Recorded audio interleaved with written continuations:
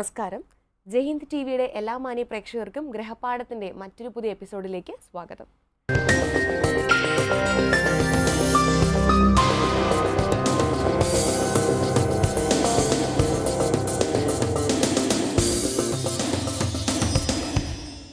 സാധാരണ രീതിയിൽ നമ്മളെല്ലാവരും വീടുകൾ വയ്ക്കുന്നത് ഭൂമിക്ക് മുകളിലാണ്. എന്നാൽ ഇതേ ഭൂമിക്കടിയിലെ കാര്യങ്ങൾ മനുഷ്യജീവനെ എങ്ങനെ ബാധിക്കുന്നു, ഒരു മനുഷ്യായുസ്സിനെ എങ്ങനെ ബാധിക്കുന്നു എന്നൊക്കെയാണ് നമ്മൾ ഇന്നിവിടെ ചർച്ച ചെയ്യാൻ പോകുന്നത്.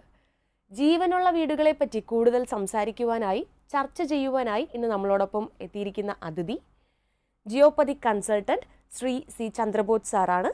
നമസ്കാരം സർ.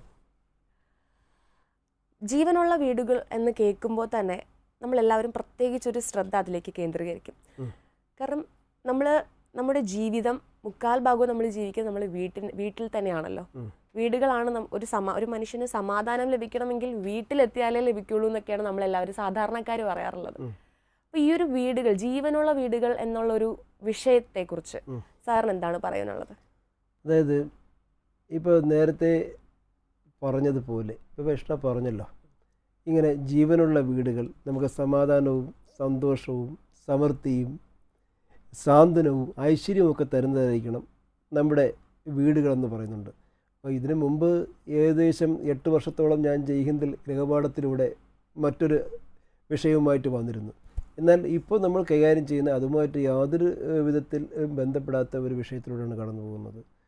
ഭൂമിയുമായി ബന്ധപ്പെട്ടിട്ടുള്ള ചില വിഷയങ്ങളാണ് നമ്മളിന്നിവിടെ കൈകാരിച്ചത്. അതിൽ പ്രധാനപ്പെട്ടതെന്ന് പറയുന്നത് ഭൂമിക്ക് സ്വാഭാവികമായിട്ട് ഗുരുത്വാകർഷണം, അതുപോലെ തന്നെ നമുക്ക് കാന്തിക ക്ഷേത്രം, സൂര്യപ്രകാശം എന്നിവയിലൂടെ നമ്മുടെ ജീവശാസ്ത്രത്തെ അത് പരിപോഷിപ്പിക്കുന്നു. എന്നാൽ നമ്മളാരും തന്നെ കൂടുതലായിട്ട് കൈകാര്യം ചെയ്യാത്തതോ അതുപോലെ തന്നെ അതിലോട്ട് ഇറങ്ങിച്ചെല്ലാത്തതോ ആയ ഒരു വിഷയമാണ് ജിയോപതിക് സ്ട്രെസ്, ഭൂഗർഭ സമ്മർദ്ദങ്ങൾ, ഭൂമിയിലുണ്ടാകുന്നതിൻ്റെ അടിയിൽ നിന്നുണ്ടാകുന്ന സമ്മർദ്ദങ്ങൾ. നമ്മൾ ഇപ്പോൾ നമ്മൾ നേരത്തെ പറഞ്ഞതുമായിട്ട് ബന്ധപ്പെട്ടിരിക്കുന്നുവെങ്കിലും ഭൂമിക്കടിയിൽ അഥവാ കെട്ടിടത്തിനടിയിലുള്ള ധാതുക്കൾ എന്താണെന്നോ അതല്ലെങ്കിൽ അതുമായിട്ടുണ്ടാകുന്ന സ്ട്രെസ്സുകൾ എന്താണെന്നോ അവിടെ നിന്നുണ്ടാകുന്ന നെഗറ്റീവ് എനർജീസ് എന്താണെന്നോ നമ്മൾ നോക്കാറില്ല. നമ്മൾ സാധാരണ രീതിയിൽ ഭൂമിക്ക് മുകളിൽ വീട് വയ്ക്കുന്നു, താമസിക്കുന്നു, ഓരോന്നിനും വാസ്തു അല്ലെങ്കിൽ ഫെങ്ഷുയ്ക്ക് അനുസരിച്ച് ഓരോന്നിനും ഓരോ സ്ഥാനങ്ങളുണ്ട്, ആ സ്ഥാനങ്ങളൊക്കെ നോക്കി പോകുന്നു. പക്ഷേ കെട്ടിടത്തിന് താഴെയുള്ള ഹാനികരമായിട്ടുള്ള ദോഷങ്ങളെപ്പറ്റി നമ്മൾ നോക്കാറില്ല. അതായത് ഭൂമിക്ക് അടിയിലുള്ള ഒടിവുകൾ, അതായത് വൻ ഗർത്തങ്ങൾ എന്ന് വെച്ചാൽ കുഴികൾ, അത് തന്നെ ഭൂമിയുടെ ഇങ്ങനെ വിഘടിച്ച് നിൽക്കുന്ന വിള്ളലുകളുണ്ടാവും ഭൂമിക്ക്.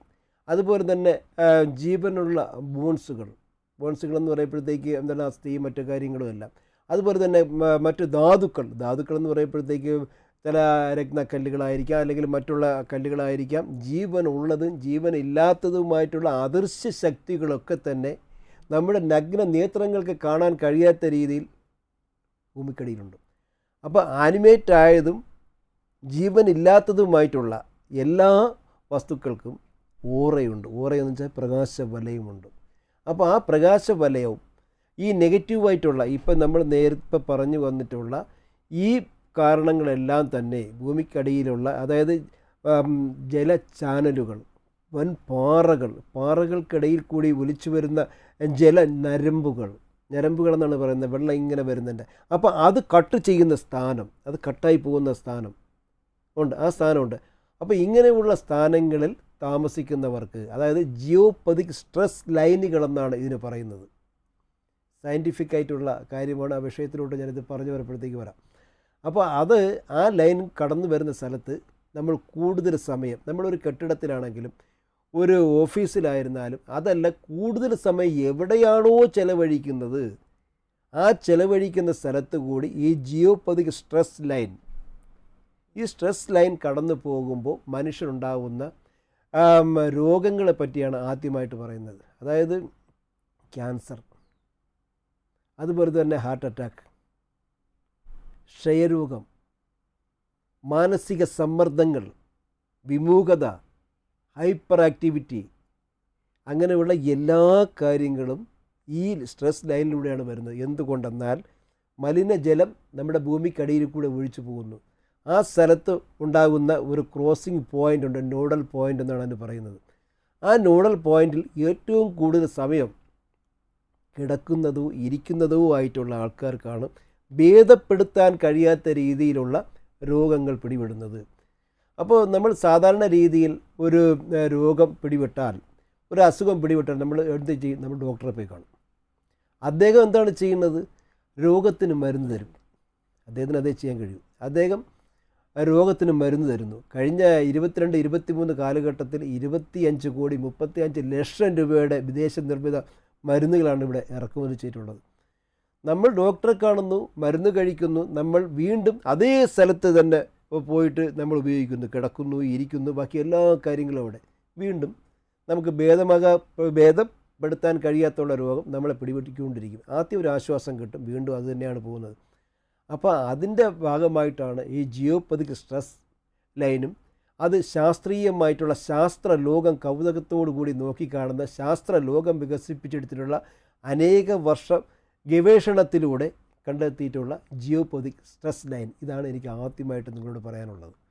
ജിയോപതിക് സ്ട്രെസ് ലൈൻ എന്നുള്ള ടോപ്പിക് ഒരു പക്ഷേ ഇന്ത്യയിൽ മലയാളത്തിൽ ആദ്യമായിട്ട് നമ്മുടെ ജയ്ഹിന്ദിലൂടെ ആയിരിക്കും വരുന്നത്.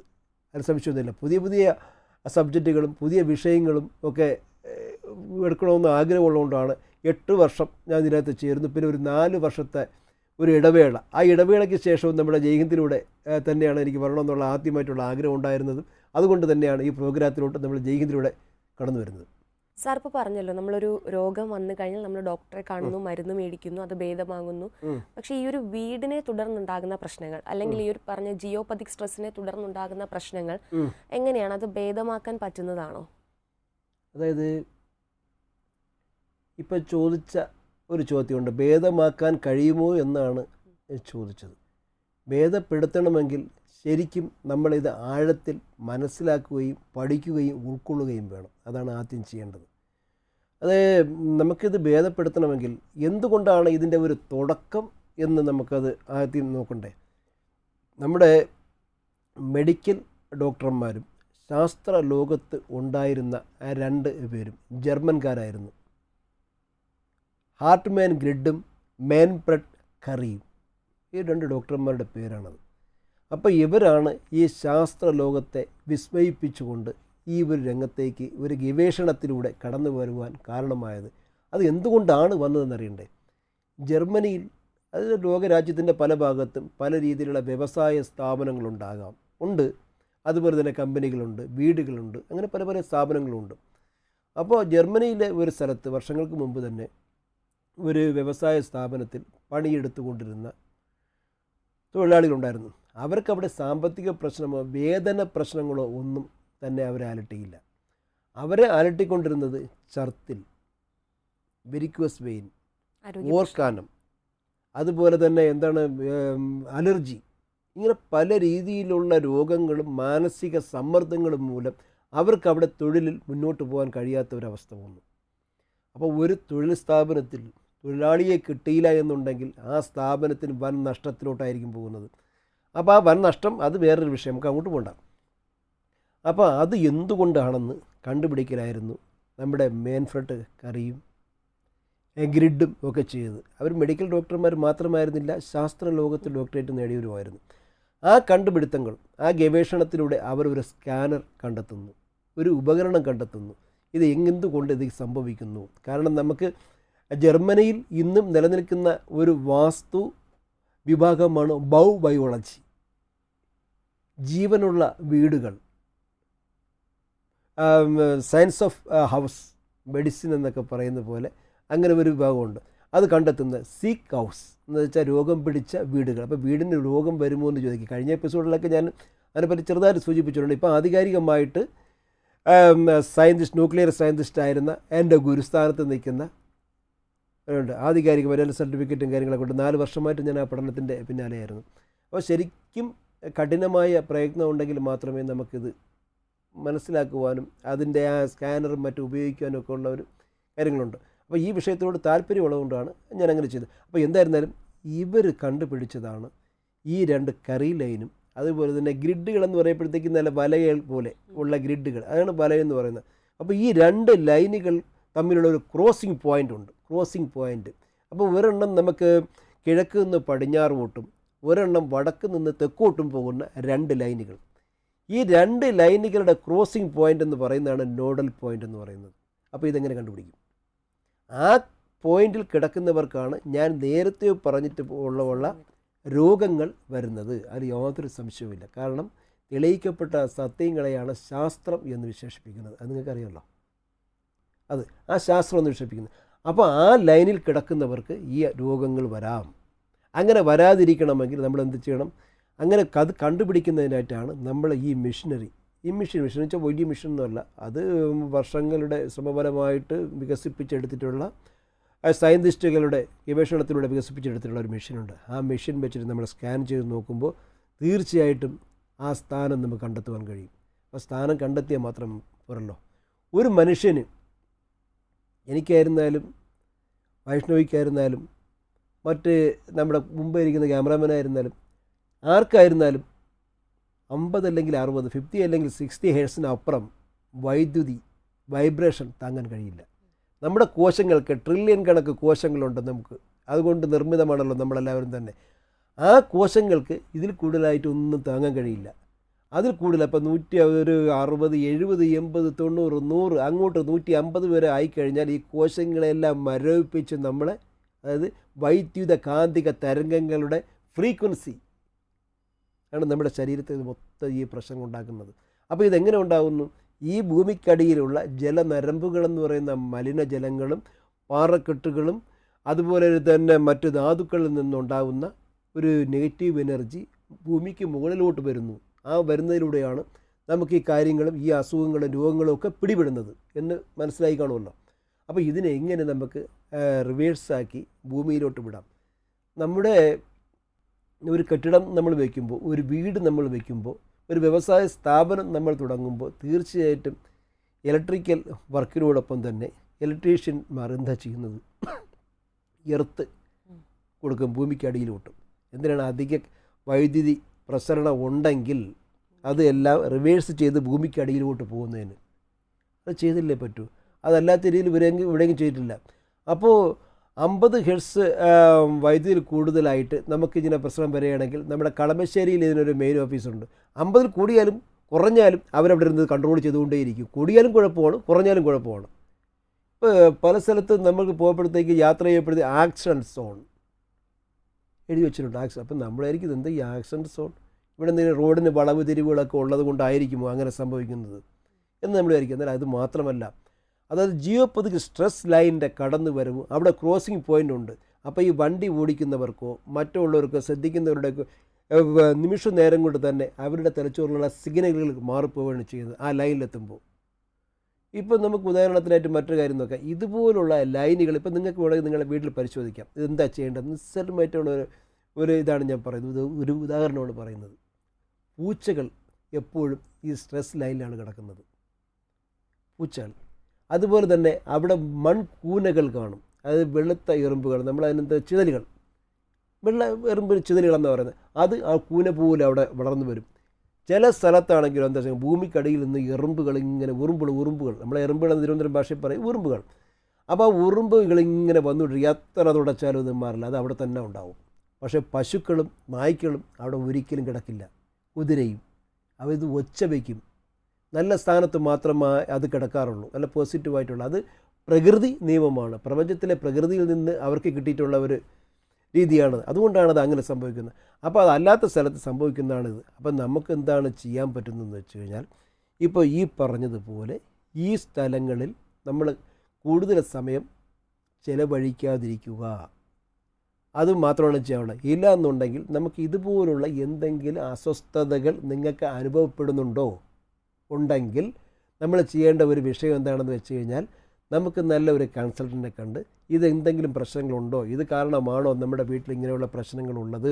അപ്പോൾ ഈ മാനസിക സമ്മർദ്ദങ്ങൾ അനുഭവിക്കപ്പെടുത്തേക്ക് മറ്റൊരു പ്രശ്നമുണ്ട്. ഏതെങ്കിലും ഒരു കാര്യത്തിന് നമുക്ക് ശ്രദ്ധിക്കാൻ പറ്റും. പിന്നെ മറ്റൊരു കാര്യം നമ്മൾ പറഞ്ഞു വന്നു ഒരു മെഷീനെ കുറിച്ചിട്ട്. അതിൻ്റെ ഓറ സ്കാനർ എന്നാണ് അതിൻ്റെ ഒരു പേര് എന്ന് പറഞ്ഞിരുന്നു. അപ്പോൾ ഈ ഒരു സ്കാനറിൻ്റെ ഉപയോഗം എന്താണ്, അല്ലെങ്കിൽ ഇതിൻ്റെ ഒരു ആധികാരികത നമ്മുടെ ഈ ഒരു സമൂഹത്തിൽ നമുക്ക് എങ്ങനെ അത് ഉപയോഗപ്പെടുത്താം, എന്താണെന്നൊന്ന് പറയാമോ? നല്ലൊരു ചോദ്യം. ശരിക്കും ആ കണ്ടന്റിലോട്ട് തന്നെ വൈഷ്ണവി ഇറങ്ങിച്ചു എന്നുള്ളതാണ്. അതായത് ഈ ഓറ സ്കാനർ നിരവധി വർഷങ്ങളുടെ ഗവേഷണത്തിൻ്റെ ഫലമായിട്ടാണ് ഇത് കണ്ടെത്തിയിട്ടുള്ളത്.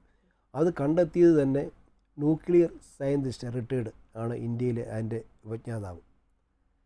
അപ്പോൾ അതുപോലെ തന്നെ നേരത്തെ ഞാൻ പറഞ്ഞിട്ടുള്ള ഹാർട്ട്മാൻ ഗ്രിഡും അതുപോലെ തന്നെ മാൻഫ്രെഡ് കറിയും ഇവരാണ് ഇതിൻ്റെ ഉപജ്ഞാതാക്കൾ ആദ്യമായിട്ട് ഇത് വന്നത്. അതിനുശേഷമാണ് നമ്മുടെ ഭാരതത്തിലോട്ടും ഈ ബയോളജി എന്ന് പറയുന്ന ഒരു വലിയ ശാസ്ത്രമാണ്. പല രാജ്യത്തും പല ശാസ്ത്രങ്ങൾ നിൽക്കുന്നുണ്ട്. മനുഷ്യൻ്റെ നന്മയ്ക്ക് വേണ്ടിയിട്ടാണ് എല്ലായിടത്തും നിൽക്കുന്നത്. അപ്പോൾ ഇതൊക്കെ ഇപ്പോൾ ഉദാഹരണത്തിന് ഇപ്പോൾ ഇത് എങ്ങനെ കണ്ടുപിടിക്കാമെന്നാണല്ലോ ചോദിച്ചത്. കണ്ടുപിടിക്കാനായിട്ട് നമ്മൾ മെഷീൻ ഉപയോഗിക്കും. ആ മെഷീൻ എന്ന് പറയുമ്പോഴത്തേക്ക് ഒരു ശാസ്ത്ര ലോകം തന്നെ രൂപകൽപ്പന ചെയ്ത മെഷീനാണത്. അതുകൊണ്ട് നമ്മൾ പരിശോധിക്കുമ്പോൾ തീർച്ചയായിട്ടും ഓരോ വ്യക്തിയുടെയും മുന്നിൽ വെച്ച് നമുക്കത് കാട്ടിക്കൊടുക്കാൻ പറ്റും. ഓരോ വ്യക്തിയുടെയും എന്നിട്ട് അതിനെ റിവേഴ്സ് ചെയ്ത് ഭൂമിക്കടിയിലോട്ട് വിടുന്നതും കാണാൻ പറ്റും. അതിൻ്റെ ഉള്ള ഉദാഹരണമാണ് നമ്മൾ ആദ്യമായിട്ട് ഒരു പോസിറ്റീവ് ചാർജുള്ള ആ 2 സാമ്പിളുകൾ നമ്മൾ ആ ഒരു മെഷീൻ്റെ ഒരു പ്രത്യേക സ്ഥാനത്ത് നമ്മളത് സ്ഥാപിച്ച് പ്ലേസ് ചെയ്തതിന് ശേഷം നമ്മൾ ആ വീട് പോസിറ്റീവാണോ നെഗറ്റീവാണോ എന്ന് നമുക്ക് നോക്കാൻ കഴിയും. അപ്പോൾ പോസിറ്റീവ് അല്ല നെഗറ്റീവ് ആണെന്നുണ്ടെങ്കിൽ ആ വീട്ടിനകത്തിരിക്കുന്ന പല സാധനങ്ങളും നമ്മൾ എടുത്ത് മാറ്റും. അലങ്കാര വസ്തുക്കൾ എല്ലാം നമ്മൾ അവിടെ നിന്ന് റീപ്ലേസ് ചെയ്ത് പറയും ഇതിവിടെ വെക്കേണ്ടെന്ന് പറയും. വെക്കേണ്ടെന്ന് പറഞ്ഞിട്ട് ആ സാധനങ്ങളെല്ലാം മാറ്റി വയ്ക്കും. എന്നതിന് ശേഷം വീണ്ടും നമ്മൾ നോക്കും അവിടെ പോസിറ്റീവ് ആയോ എന്ന് നോക്കും. അങ്ങനെ ആയില്ല എന്നുണ്ടെങ്കിൽ അടുത്ത സാമ്പിൾ നമ്മൾ ഉപയോഗിക്കും. IR infrared, UV ultra violet. ഈ രശ്മികൾ അവിടെ ഉണ്ടെന്നുണ്ടെങ്കിൽ 100% അവിടെ പ്രശ്നം കാണും. ആക്സിഡൻറ്റ് IR ഇൻഫ്രാറെഡ് എന്ന് പറയുന്നത് ആക്സിഡൻറ്റുകളും അപകടങ്ങളും ആത്മഹത്യയ്ക്ക് പ്രേരിപ്പിക്കുന്ന രശ്മികളെയാണ് അങ്ങനെ ഉദ്ദേശിക്കുന്നത്. അതൊക്കെ തന്നെ UV എന്ന് പറയുമ്പോഴത്തേക്ക് സ്പിരിച്വൽ എനർജി ഉണ്ടാകുന്ന സംഭവങ്ങളാണ്. എന്നാൽ അങ്ങനെയുള്ള കാര്യങ്ങൾ നോക്കാനായിട്ടാണ് നമ്മളിപ്പോൾ ഈ മെഷീൻ ഉപയോഗിക്കുന്നത്. ഇപ്പോൾ ഉദാഹരണത്തിന് ഈ മെഷീൻ കൊണ്ട് മറ്റെന്തെങ്കിലും ഉപയോഗം ഉണ്ടോ എന്ന് നോക്കാം. മറ്റുപയോഗം എന്ന് വെച്ച് കഴിഞ്ഞാൽ ഇപ്പോൾ ഞാനൊരു എൻ്റെ അടുത്ത ഒരു സുഹൃത്ത് എന്നോട് പറയും, നീ ഇവിടെ കിടക്ക്, നിൻ്റെ ശരീരത്തിൻ്റെ ഏതെങ്കിലും ഭാഗത്ത് ഏതെങ്കിലും രീതിയിലുള്ള പ്രശ്നമുണ്ടോ എന്ന് ഞാൻ കാട്ടിത്തരാം. അപ്പോൾ ഇപ്പോൾ ഒരു 51, 58 വീടുകളിൽ ഒരുപാട് പേരെ ഞാൻ നോക്കി. അത് ട്രെയിനിങ്ങിൻ്റെ ഭാഗമായിട്ടാണ് നോക്കിയത്. അപ്പോൾ അവരുടെ സലൈവ ഉമിനീരെടുക്കും, കോട്ടണിൽ അല്ലെങ്കിൽ ബഡ്സിലെടുക്കും. ബഡ്സിനെ അങ്ങനെ 2ആയിട്ട് കട്ട് ചെയ്തിട്ട് അവരുടെ ഉമിനീരെടുത്തിട്ട് ഇതിനകത്ത് ഇട്ടിടും. ഇട്ടതിന് ശേഷം പറയും കിടക്കാൻ പറയും. കിടന്നിട്ട് അതിൻ്റെ ശരീരത്തിൽ ഇത് നമ്മുടെ കാൽപാദങ്ങൾ തൊട്ട് മുകളിൽ വരെ അങ്ങനെ ശരീരത്തിൽ ബോഡിയിൽ ടച്ച് ചെയ്യാതെ നമ്മളിങ്ങനെ നോക്കുന്നു. ഞാൻ പറയും നിൻ്റെ ഇന്ന ഭാഗത്ത് ഇങ്ങനെ ഒരു പ്രശ്നമുണ്ട്. 2 ഡോക്ടർമാർക്ക് ഇപ്പോൾ തെളിയിച്ചു. അല്ല അടുത്ത സുഹൃത്തായിട്ടുള്ള ഒരു ഡോക്ടറുണ്ട് നെയ്യാറ്റിങ്കര, ഡോക്ടറാണ്. ഞാൻ പറയും ഡോക്ടറെ നോക്കാമെന്ന് പറഞ്ഞു വെറുതെ. അപ്പോൾ അദ്ദേഹം പറഞ്ഞു സാർ എനിക്കിവിടെ ഹെർണിയുടെ ഒരു പ്രശ്നമുണ്ടെന്ന് പറഞ്ഞു. ഞാൻ പറഞ്ഞു ഞാൻ അറിഞ്ഞില്ല. അതുപോലെ തന്നെ കണ്ണൂരുള്ള നമ്മളെ പയ്യന്നൂരുള്ള ഒരു വിജയേട്ടനുണ്ട്.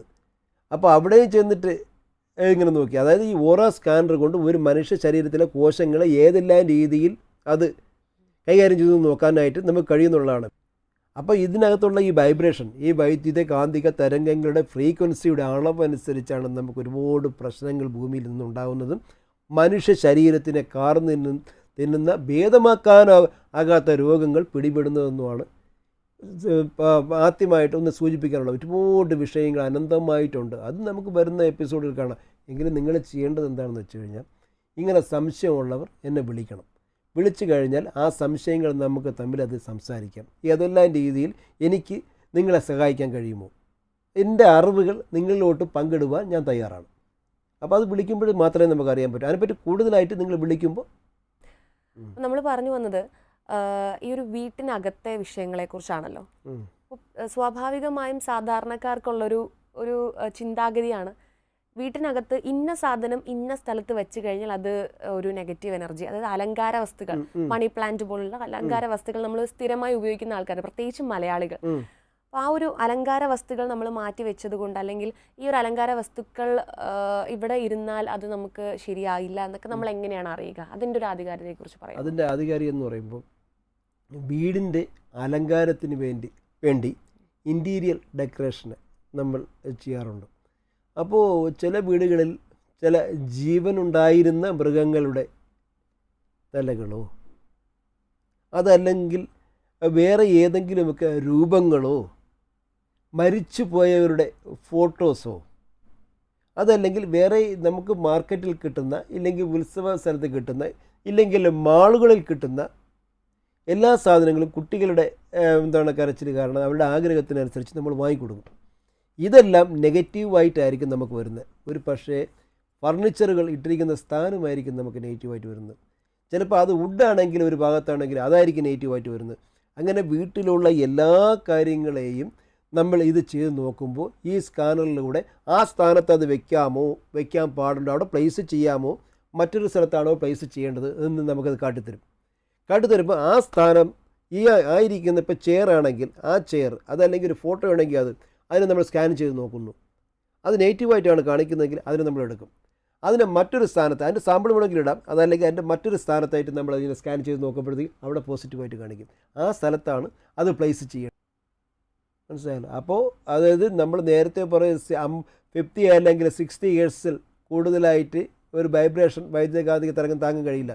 അപ്പോൾ അതിന് ഇരട്ടിയായിട്ട് ഈ വൈദ്യുതകാന്തിക തരംഗങ്ങൾ ഭൂമിക്ക് മുകളിലോട്ട് വരുന്നത് കൊണ്ടും ഈ ലൈൻ കടന്നു പോകുന്നത് കൊണ്ടും അതിനെ റിവേഴ്സ് ചെയ്ത് ഭൂമിക്ക് അടിയിലോട്ട് വിടാത്തത് കൊണ്ടുമാണ് അവരുടെ കോശങ്ങളെ അത് മുഴക്കിയിരിക്കുന്നത്. ഹാർട്ട് അറ്റാക്ക് പോലുമുള്ള ഇപ്പം നല്ല രീതിയിൽ വ്യായാമം ചെയ്ത് നല്ല ബോഡിയുള്ള ഒരു സിഗരറ്റോ മറ്റു മദ്യപാനമങ്ങളോ ഒന്നും ഉപയോഗിക്കാത്തവർക്ക് അറ്റാക്ക് വരുന്നില്ലേ? അത് നിങ്ങളെന്ന് അന്വേഷിച്ചോ, അത് വരുന്നുണ്ട്. തീർച്ചയായും നമ്മൾ തന്നെ അത്ഭുതം, അവർ ഇത്രയൊക്കെ ചെയ്തിട്ടുണ്ട്, അവർ നടക്കാൻ പോകുന്ന ഇരിക്കാൻ പോകുന്ന എല്ലാ കാര്യത്തിനും ചെയ്യുന്നുണ്ട്, നല്ല ആരോഗ്യമുള്ളവർ, അവർ സംഭവിക്കുന്നില്ലേ? അപ്പോൾ അതിൻ്റെ പ്രധാനപ്പെട്ട കാരണം നമ്മളിരിക്കുന്ന കെട്ടിടത്തിന് താഴെയുള്ള ഭൂഗർഭ അറയ്ക്ക് താഴെയുള്ള അതായത് ഒരുപാട് നിർമ്മാണ പ്രവർത്തനങ്ങൾ നമ്മുടെ ഭൂമിക്കടിയിൽ നടന്നിട്ടുണ്ട്. അവിടെ നിന്നുണ്ടാവുന്ന ഭൂമിയുടെ സ്വാഭാവികമായിട്ടുള്ള അവസ്ഥയ്ക്ക് മാറ്റം വന്നിരിക്കുന്നു. ആ അവസ്ഥയിൽ നിന്ന് നേരത്തെ പറഞ്ഞതുപോലെ വൻ പാറകൾ ഇങ്ങനെ വന്നിട്ടുണ്ട്. ഇപ്പോൾ നമുക്ക് ഉദാഹരണത്തിൻ്റെ കാര്യം പറയാം. നിങ്ങൾ അങ്ങോട്ട് പുറത്തോട്ട് ഇറങ്ങുമ്പോൾ നോക്കണം, ചില നഗരങ്ങളിൽ കൂടി പോകുമ്പോൾ ഇപ്പം നമ്മൾ സിറ്റിക്കകത്ത് തന്നെ തിരുവനന്തപുരം സിറ്റിക്കകത്തോ അല്ലെങ്കിൽ എറണാകുളത്തോ ഇല്ലെങ്കിൽ മറ്റ് ഏതെങ്കിലും ഒരു സിറ്റി, കോഴിക്കോടോ ഏത് സിറ്റി ആയിക്കോട്ടെ അല്ലെങ്കിൽ ഗ്രാമപ്രദേശമായിക്കോട്ടെ, നിങ്ങൾ നോക്കണം, മരങ്ങൾ വളഞ്ഞ് പൊളഞ്ഞ് ഇങ്ങനെ പോകും. അല്ലെങ്കിൽ ചില മരങ്ങളുടെ മുഴകളുണ്ടാവും, ഇങ്ങനെ തടിച്ചു നിൽക്കും. ആ മരത്തിന് ക്യാൻസറാണ്. ആ മരത്തിന് ക്യാൻസർ ബാധിച്ചിരിക്കുന്നു. അതിൻ്റെ അടിയിൽ കൂടി പോകുന്നത് എന്താണ്? ഈ സ്ട്രെസ് ലൈൻ കടന്നു പോകുന്നു. അതുകൊണ്ടാണ് അതിന് കായ്ഫലം ഒന്നും ഉണ്ടാവില്ല, കായ്ഫലങ്ങളോ ഒന്നും അതിനകത്ത് ഉണ്ടാവില്ല. ചിലപ്പോൾ വളഞ്ഞിങ്ങനെ പോവും, വലിയ മുഴകളായിരിക്കും. അത് ക്യാൻസറാണ്. ആ മരത്തിന് ക്യാൻസർ ബാധിച്ചിരിക്കുന്നു എന്നാണത് നമുക്ക് കാണിച്ചു തരുന്നത്. അതാണ് സത്യമായിട്ടുള്ള ശാസ്ത്രലോകം വികസിപ്പിച്ചെടുത്തിട്ടുള്ള ഗവേഷണത്തിൻ്റെ ഫലമായിട്ട് വികസിപ്പിച്ചെടുത്തിട്ടുള്ള സ്ട്രെസ് ലൈനുകളിലൂടെ നമുക്ക് ഉപകാരപ്രദമാക്കി മാറ്റാൻ പറ്റുന്നു. അപ്പം നമുക്കത് എന്താ ചെയ്യാൻ പറ്റുക? അതല്ലേ നമുക്ക് നോക്കേണ്ടത്. അതെ, അതിന് പരിഹാരമാണ് നമുക്ക് വേണ്ടത്. മറ്റൊരു കാര്യം ചോദിക്കട്ടെ, ഈ വിഷയത്തിൽ നിന്ന് പുറത്തേക്ക് വരികയാണ്. ഈ ഒരു രംഗത്തേക്ക് സാറ് വന്നത് എങ്ങനെയാണ്? അതായത് നമുക്ക് ആർക്കും അധികമായി അറിയാത്തൊരു വിഷയം, ഈ ഒരു വിഷയം സജസ്റ്റ് ചെയ്യാൻ അല്ലെങ്കിൽ ഈ ഒരു വിഷയം സെലക്ട് ചെയ്യാനുള്ള കാരണം ഒന്ന് പറയാമോ? അതായത് ഏകദേശം ഒരു 22 വർഷമായിട്ട് ഞാൻ ഒരു സബ്ജക്റ്റുമായിട്ട് ലൈവായിട്ടുണ്ടായിരുന്നു. അത് കൊണ്ടുവന്നത് ഞാനാണ്. കൊണ്ടുവന്ന് ഇത്രയും പ്രശസ്തമാക്കി മാറ്റിയത് ഞാനാണ്. അതെന്താണെന്നും പറയുന്നില്ല. അത് ഈ ജയ്ഹിന്ദ് TV കാണുന്നവർക്കും ഇനി കാണാൻ പോകുന്നവർക്കും ഞാൻ വീണ്ടും വന്നിട്ടുണ്ട് എന്ന് പറയുന്നവർക്ക് ഇപ്പം എന്നെ അന്വേഷിക്കും, ഇയാൾ ഇത്രയും നാൾ എവിടെയായിരുന്നു എന്ന് അന്വേഷിക്കുന്ന ഒരുപാട് ആൾക്കാരുണ്ടാവും. എന്നെ വിളിച്ച് ചോദിക്കും, ഉറപ്പാണ്, അതിൽ സംശയമൊന്നുമില്ല. ഞാൻ അത്രത്തോളം അവസാന വാക്കായിരുന്നു കേരളത്തിൻ്റെ ഇത്. സത്യസന്ധമായിട്ട് മാത്രം കാര്യങ്ങൾ നടത്തുന്ന ഒരാളായിരുന്നു. അതുകൊണ്ടാണ് ഒരേ മൊബൈൽ നമ്പറിൽ ഞാൻ 4 വർഷത്തിന് ശേഷം വീണ്ടും മൊബൈൽ നമ്പറുമായിട്ട് ഇതേ നമ്പറിൽ തന്നെ നിൽക്കാനുള്ള പ്രധാനപ്പെട്ട കാരണവും അതാണ്. അപ്പോൾ എനിക്കൊരുപാട് ഈ വിഷയത്തിനോട് ഭയങ്കര താല്പര്യമാണ്. എനിക്ക് ഇല്ലാത്തൊരു താല്പര്യമാണ് ഈ ശാസ്ത്രലോകം എന്ന് പറയുന്നത്. അപ്പം മറ്റേ വിഷയം എന്തുകൊണ്ട് മതിയാക്കിയെന്ന് വിചാരിച്ചാൽ, ഇല്ലെങ്കിൽ നിർത്തിയെന്ന് വെച്ചാൽ നിർത്തിയിട്ടില്ല പൂർണ്ണമായിട്ടും. എന്നോട് ഇപ്പോഴും സംശയം ചോദിക്കുന്നവർക്ക് ഞാൻ പറഞ്ഞു കൊടുക്കാറുണ്ട്, ഞാൻ മറ്റു മേഖലകളിൽ ചില കാര്യങ്ങളുമായിട്ട് മുന്നോട്ട് പോകുന്നത് കൊണ്ടും എനിക്കതിൽ വൈരുദ്ധ്യം ഉണ്ട് എന്ന് സ്വയം ബോധ്യമുള്ളത് കൊണ്ടും ആണ് ഞാൻ ആ ഒരു വിഷയത്തിലോട്ട് കൂടുതൽ കിടക്കാത്തത്. എന്നാൽ ഈ വിഷയത്തിലോട്ട് വന്ന പ്രധാന കാരണം ശാസ്ത്രത്തിൻ്റെ പിൻബലത്തോടു കൂടിയാണ് ഞാൻ വന്നത്. അത് നമ്മുടെ ഇപ്പോൾ ഈ രോഗബാധിതമായിരിക്കുന്ന ഈ ഒരു സമയമുണ്ടല്ലോ, ഇപ്പം നമ്മുടെ ഫുഡായിരുന്നാലും മറ്റായിരുന്നാലും എന്ത് കാര്യമായിരുന്നാലും അവർക്കത് ഉപയോഗപ്രദമാവുന്നു എങ്കിൽ അത് വളരെ സന്തോഷമുള്ള ഒരു കാര്യമാണല്ലോ. 8-9 വർഷമായിട്ട് ഇപ്പോഴും എന്നെ ഓരോ വർഷവും കാര്യങ്ങൾ ചെയ്യിക്കുന്ന ആൾക്കാരുണ്ട്. അതുകൊണ്ട് വിശ്വസനീയമായിട്ടുള്ള കുറച്ചുകൂടെ ശാസ്ത്രത്തിൻ്റെ പിൻബലം, കുറച്ചുകൂടെ അല്ല പൂർണ്ണമായും ശാസ്ത്രത്തിൻ്റെ പിന്തുണയുള്ള ഒരു സബ്ജക്റ്റിലോട്ട് വരണമെന്നും കഴിഞ്ഞ 4 വർഷമായിട്ട് ഞാൻ ഇതുമായിട്ട് ബന്ധപ്പെട്ട ഒരു പഠനത്തിലായിരുന്നു. കാരണം ഇത് എൻ്റെ വിദ്യാഭ്യാസത്തിനനുസരിച്ച് എനിക്ക് പെട്ടെന്ന് തലയിൽ കയറുന്നതല്ല ഇത്. എന്നാൽ അതിനോടുള്ള കൗതുകം, ഏതൊരു മന്ദബുദ്ധിയാണെങ്കിലും ഒരു വിഷയത്തിനോട് അവന് എന്താണ് ഉണ്ടെങ്കിൽ അത് പഠിച്ചിരിക്കും. അപ്പോൾ അതിനോട് എനിക്ക് വളരെയധികം താല്പര്യവും കൗതുകവും ഒക്കെ വേറിട്ട ഒരു വഴിയിലൂടെ നടക്കണമെന്ന് ആഗ്രഹിക്കുന്നവനാണ് ഞാൻ. അതുകൊണ്ട് ആദ്യമായിട്ട് ഇത് കൊണ്ടുവരണമെന്നും അത് ജനങ്ങൾക്ക് ഉപകാരപ്രദമാക്കി മാറ്റണമെന്നുമുള്ള ഇതാണ്. ഇപ്പോൾ ഞാൻ ഗൾഫ് രാജ്യത്തൊക്കെ ഉള്ള ആൾക്കാരെന്നെ വിളിക്കാറുണ്ട്. ഇപ്പോൾ ഗൾഫിലോട്ട് ഈ പ്രോഗ്രാം നമ്മൾ പോകുന്നുണ്ട്. അപ്പോൾ അങ്ങനെ ഈ ഉള്ളവർക്കെല്ലാം തന്നെ സംശയം ഉണ്ടെന്നുണ്ടെങ്കിൽ നമുക്ക് വിളിച്ചു കഴിഞ്ഞാൽ ഈ സംശയങ്ങൾ നമുക്ക് പറഞ്ഞു കൊടുക്കാൻ കഴിയും. അല്ലാതെ പറയാതെ നിന്നിരിക്കില്ല. ആർക്ക് വേണമെങ്കിലും ഈ കാര്യങ്ങൾ നമുക്ക് കൈകാര്യം ചെയ്യാം. നമ്മളെ സഹജീവികളുടെ നല്ല ആരോഗ്യം, നല്ലൊരു സമൂഹത്തെയും നല്ല ഒരു നാടിനെയും നല്ലൊരു രാജ്യത്തെയും വാർത്തെടുക്കുമെന്നുള്ളതിൽ യാതൊരു സംശയവും നമുക്കില്ലല്ലോ. അതാണ് അങ്ങനെ പോകുന്നത്. ജീവനുള്ള വീടുകളെക്കുറിച്ച് കൂടുതലായി അറിയാൻ, നിങ്ങളിലെ പ്രശ്നങ്ങളെക്കുറിച്ച് കൂടുതലായി അറിയാൻ, പരിഹരിക്കപ്പെടാൻ സാറിനെ വിളിക്കുക. സാറിൻ്റെ നമ്പർ താഴെ കാണിക്കുന്നുണ്ട്.